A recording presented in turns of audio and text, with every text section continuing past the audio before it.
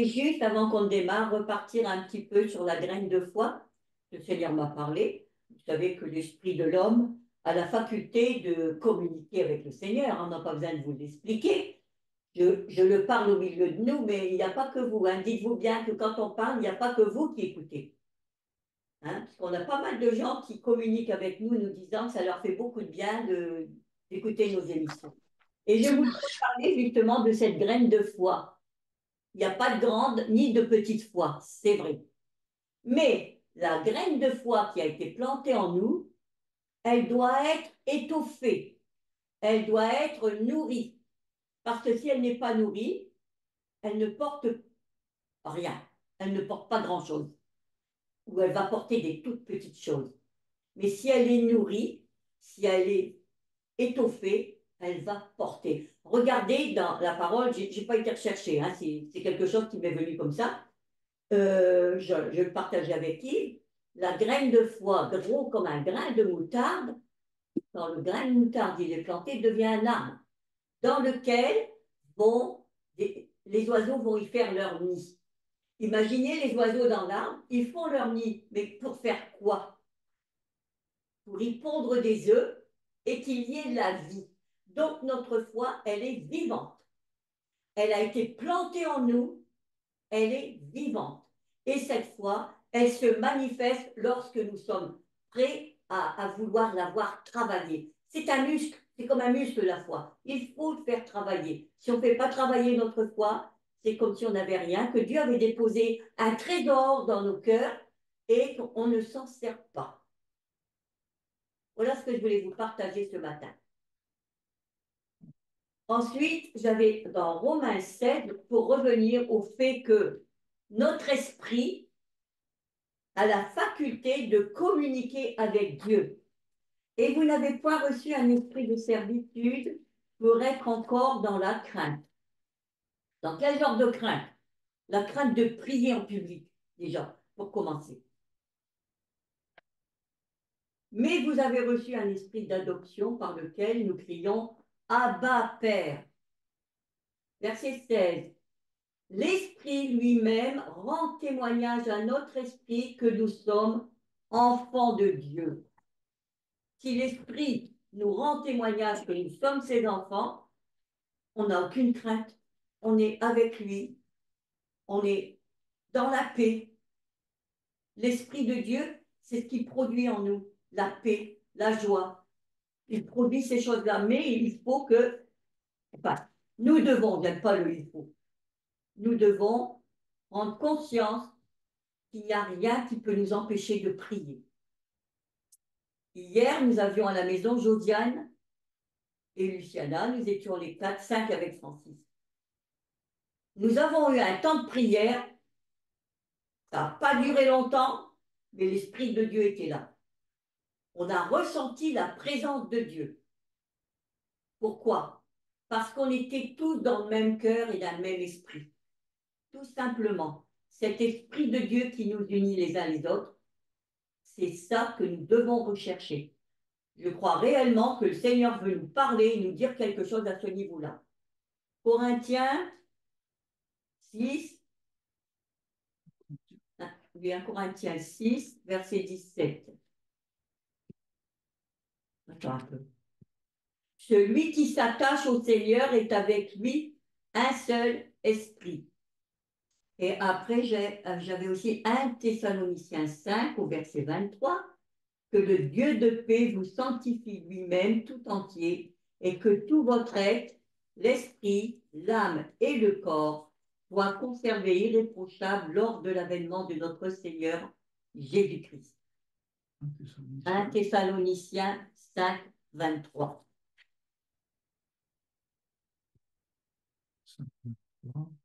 C'était juste ces petits passages que je voulais vous lire pour revenir sur le fait de l'esprit de l'homme a la faculté de communiquer avec Dieu. Il suffit simplement de prendre du temps, de se mettre à part et de recevoir.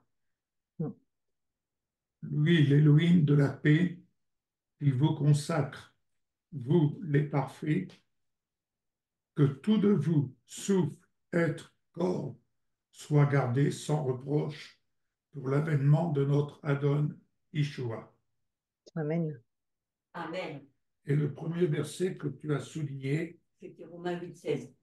voilà, je lis à partir du verset 15, comme tu l'as fait, car vous n'avez pas reçu un souffle de servitude pour retourner à la peur, mais vous avez reçu un souffle de filiation en lequel nous crions. C'est pas nous murmurons, c'est pas nous gémissons. Nous crions Abba, Père. Le souffle lui-même témoigne à notre souffle que nous sommes enfants d'Élohim. Amen. Donc, nous, notre but, c'est de continuer, d'avancer, de servir la parole, parce que c'est ça qui nous intéresse, servir la parole, encourager ceux qui crient au secours, qui nous appellent, avancer toujours plus loin, toujours plus précisément, et voir vraiment la gloire de Dieu se manifester. Amen. C'est ce que j'ai reçu pour moi personnellement. Entourer ceux qui sont là, les entourer de notre amour, pour qu'ils puissent avancer aussi et grandir dans la foi. Alléluia. Amen. Amen. Amen.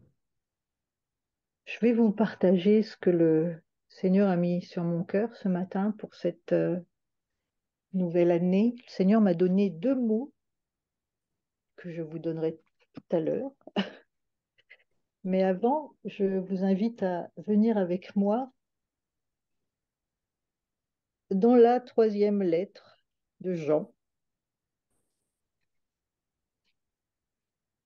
dans la version Chouraki.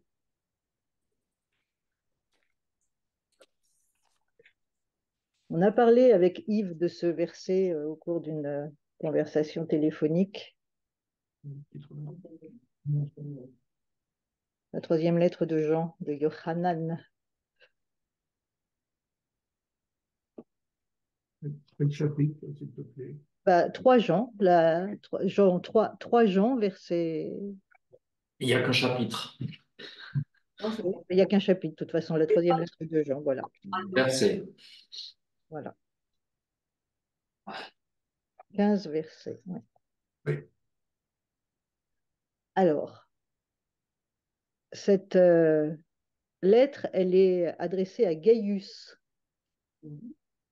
Gaius, c'est un nom d'origine latine qui signifie seigneur. Et cette 3e lettre, elle s'adresse au Seigneur dont il est question, le Seigneur des seigneurs, les seigneurs, c'est-à-dire nous. Nous, dans ce contexte de cette 3e lettre, les gentils. Parce que la lettre d'avant, la 2e lettre, qui s'adresse à la dame élue, elle s'adresse à Israël. Mais là où je veux en venir, ça c'est juste pour information, à Gaius aimé, l'ancien, donc c'est Jean, l'apôtre Jean, à Gaius aimé que j'aime en vérité. Aimé, à tout propos, je prie pour que tu progresses et sois en bonne santé comme ton être même progresse. Vous connaissez tous ce verset qui, dans la traduction second, est bien-aimé, je souhaite que tu prospères à tous égards et sois en bonne santé comme prospère l'état de ton âme. Alors, je me suis penchée un petit peu plus sur ce mot dans le grec qui est traduit par second et par beaucoup par prospérer, qui est traduit par chouraki, par progresser. J'ai été regarder un petit peu plus profondément et vous allez voir, et c'est là qu'on comprend pourquoi il n'y a pas de Bible avec la traduction parfaite, mais chacun adapte à son mot, parce qu'en fait, si chacun devait développer sa pensée sur chaque verset, vous imaginez bien qu'on aurait des tomes et des tomes et des tomes et des tomes de livres et de pages. Alors, ce mot dans la version grecque, parce que c'est ça qu'il faut rechercher, c'est le terreau, la pensée réelle de ce que Jean veut exprimer dans ce verset. Le mot en grec est iodo.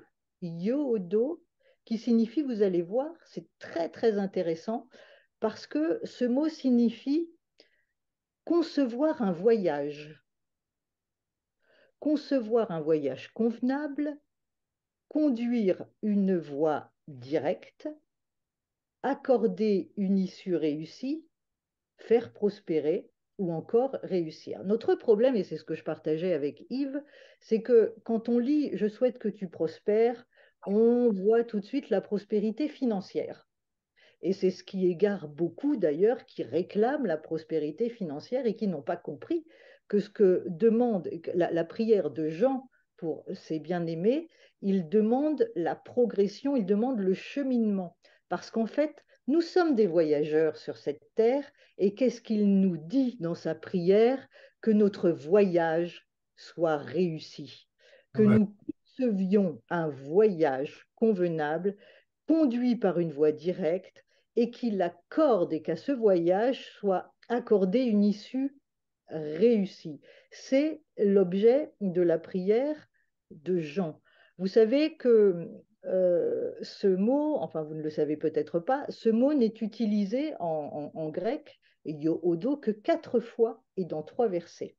Le premier, c'est dans Romains 1,10, que vous connaissez tous dans la version second, où il dit « Demandant continuellement dans mes prières d'avoir enfin, par sa volonté, le bonheur d'aller vers vous ». Le bonheur étant yodo, parce que c'est aussi le mot bonheur, enfin qui a été traduit par la version second par bonheur. Or, la version Chouraki nous dit « J'implore toujours dans mes prières d'avoir enfin l'occasion d'un heureux voyage selon la volonté d'Élohim. » Nous sommes des voyageurs.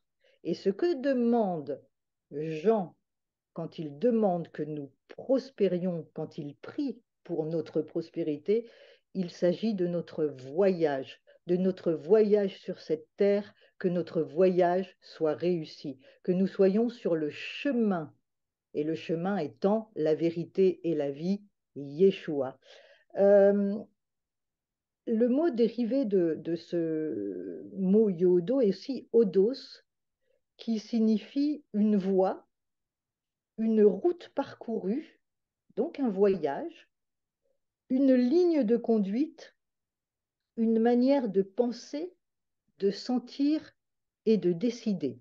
En l'occurrence, quand Jean nous parle et quand Jean prie pour Gaius, son bien-aimé, c'est-à-dire pour nous, les gentils, et alors une petite précision, il faut quand même voir le contexte, il parle aux gentils de progresser sur leur voyage, mais aussi il les remercie pour leur amour pour ceux qui prient Hachem, c'est-à-dire le peuple juif. Il y a là aussi dans ce contexte une invitation à nous, les gentils, de prendre conscience de notre racine, que nous sommes l'olivier sauvage greffé sur l'olivier franc. Et ça, c'est dans notre voyage quelque chose de primordial.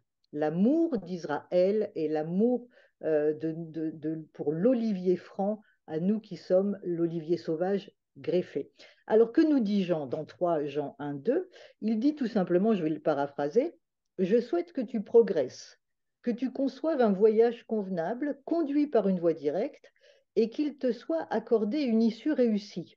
Que dans ce voyage, sur ce chemin, tu réussisses et tu prospères dans tous les domaines et sois en bonne santé. Comme ton âme, à l'image de ton âme, du cheminement de ton âme, de la route parcourue, du voyage de ton âme, de la ligne de conduite de ton âme, de ta manière de penser, de sentir, de décider. La voie directe, le chemin, c'est évidemment Jésus, Yeshua. Et alors, je vais en venir aux mots que le Seigneur, aux 2 mots que le Seigneur m'a donnés ce matin. Je les ai reçus évidemment pour moi, mais au vu de toutes les prières que j'ai entendues ce matin, elles s'adressent vraiment à nous tous. Et j'espère, je prie que vous les receviez. Quand je pensais à ce voyage, j'ai tout de suite pensé à Abraham. Et cela m'a ramené dans Genèse 12, 1. Et voilà les mots que le Seigneur m'a donnés pour moi et pour nous ce matin et pour ceux qui nous écoutent. Ces mots, ils sont en hébreu, ils me sont venus en hébreu. C'est, et vous les connaissez, Lech Lecha. Lech Lecha, c'est ce que dit Adonai à Abraham, traduit dans plusieurs versions, lève-toi et quitte ton pays. Mais en réalité, en hébreu, il lui dit, va pour toi, lève-toi vers toi-même. Nous sommes invités dans cette année sur le chemin de progression à aller vers nous-mêmes. Rachid dit, dans son commentaire sur l'Echlecha, il dit à Abraham, va, Adonai lui dit, va pour toi, pour ton bonheur et pour ton bien. C'est là-bas, parce qu'il lui fait quitter le pays pour aller dans le pays de la promesse. Et il dit, c'est là-bas que je te ferai devenir une grande nation. Ici, tu n'auras pas la faveur d'avoir des enfants, et de plus, je ferai connaître ta nature à travers le monde. L'Ech Lecha, dans notre voyage, nous sommes invités à quitter nos sécurités, à continuer ce voyage, parce que là où nous sommes en ce début d'année, et là où nous invite le Seigneur à aller sur ce chemin, c'est un chemin de progression, c'est un chemin où nous allons porter du fruit. Ouais. Et où notre fruit va porter encore plus de fruits et bénir ceux qui ont besoin de nos fruits. Nos fruits ne sont pas pour nous, ils sont pour bénir ceux qui ont besoin. Et de plus, il dit à Abraham, je ferai connaître ta nature à travers le monde. C'est-à-dire que sur ce cheminement, sur ce chemin, sur lequel nous évoluons, quel que soit ce que nous rencontrons sur ce chemin, il y a un chemin pour certains qui est plus difficile. Nous allons, c'est vrai, comme le disait tout à l'heure Bernadette, nous sommes à un moment donné tous dans notre vie confrontés à rencontrer des difficultés, mais sur le chemin, le Seigneur nous dit, va pour toi, lève-toi vers toi-même, l'Echa.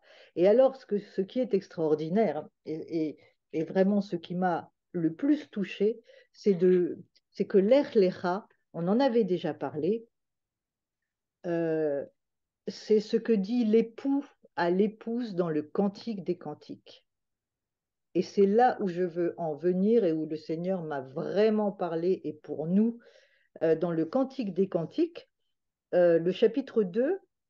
Alors, je vais vous lire peut-être tout le passage, mais c'est très précisément au verset 10 et à la fin du verset 13. Mais pour rester dans le contexte, je vais vous le lire. Alors, toujours dans la version Chouraki, je vais vous le lire à partir du verset 8. La voix de mon amant, le voici, il vient. Il bondit sur les monts, il saute sur les collines. Il ressemble mon amant à la gazelle ou au faon des chevreuils. Le voici, il se dresse derrière notre muraille, il guette aux fenêtres, il épie au treillage. Et écoutez, il répond, mon amant, et me dit, lève-toi vers toi-même, lech lecha, ma compagne, ma belle, et va vers toi-même. Oui, voici l'hiver est passé, la pluie a cessé, elle s'en est allée, les bourgeons se voient sur terre, le temps du rossignol est arrivé, la voix de la tourterelle s'entend sur notre terre, le figuier embaume ses sycones ce sont des fruits charnus, les vignes en pousse donnent leur parfum. Lève-toi vers toi-même, ma compagne, ma belle, et va vers toi-même, ma colombe, écoutez, aux fentes du rocher, au secret de la marche, fais-moi voir ta vue, fais-moi entendre ta voix. Oui, ta voix est suave et ta vue est harmonieuse. L'Echléra, qu'est-ce que nous demande le Seigneur dans cette année 2024? De nous lever vers nous-mêmes, d'aller à notre rencontre. Ouais. Au travers de notre rencontre, c'est vers lui que nous allons sur le pays de la promesse, aux fentes du rocher. Qu'est-ce qu'il y a aux fentes du rocher? Qu'est-ce qui coule du rocher? Les sources d'eau vive. Voilà où nous abreuver. Il nous invite à venir nous abreuver, ne pas attendre que l'eau coule. C'est à nous de venir au rocher nous abreuver. C'est à nous d'aller au secret de la marche. Et là, je trouve ça extraordinaire, le Seigneur nous attend. Fais-moi voir ta vue, c'est-à-dire il veut nous voir.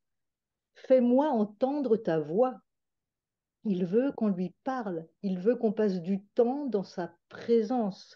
Oui, écoutez, comme il nous voit. Ta voix est suave. Il aime notre voix, elle est suave, elle est belle, elle est pleine de charme, parce qu'on lui prodigue toutes nos paroles d'amour et notre reconnaissance. Ta vue est harmonieuse. Vous imaginez ce que le Seigneur est en train de nous dire? Ta vue est harmonieuse. Il aime nous voir. Notre vue est harmonieuse. Pourquoi? Parce qu'il nous voit au travers du Fils, parce qu'il nous voit au travers du sang de Jésus. Il nous voit dans la perfection de Jésus.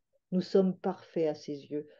Notre vue à ses yeux est harmonieuse et notre voix est suave. Ma colombe aux fentes du rocher. Nous sommes invités à rester aux fentes du rocher pour nous abreuver. Mais c'est à nous d'aller aux fentes du rocher. Rappelons-nous que quand Moïse a frappé le rocher pour faire couler de l'eau, comme Jacques nous le disait il n'y a pas très longtemps, c'est pas quelques litres qui y ont coulé, c'était un flot abondant, abondant, abondant, aux fentes du rocher pour nous abreuver de la source d'eau vive. C'est là que le Seigneur nous attend et veut nous nourrir. Mais c'est à nous de venir vers lui. C'est pour ça qu'il nous dit, Lech lecha, lève-toi, va pour toi, va vers toi-même, sur ce chemin. Et j'en reviens à la prière de Jean. Sur ce chemin, je prie que sur ce chemin, tu progresses, que sur ce chemin, tu viennes vers moi. Ce chemin, c'est notre cheminement sur terre. Et ce cheminement sur terre, il marche devant nous, il est préparé. À nous de venir à sa rencontre, parce qu'en le rencontrant, on se rencontre. Quand il dit va pour toi, l'Erlera va à la rencontre de toi-même. Pour nous connaître nous-mêmes, nous devons le connaître lui, tout simplement. Alors je vous laisse ces mots. L'Erlera, c'est les mots, moi, que j'ai reçus pour cette année 2024 et je vous les donne. Cheminez, connaissez-vous, venez aux fentes du rocher et faites entendre votre voix et faites-vous voir par l'Éternel, par le Seigneur. L'air, l'Era.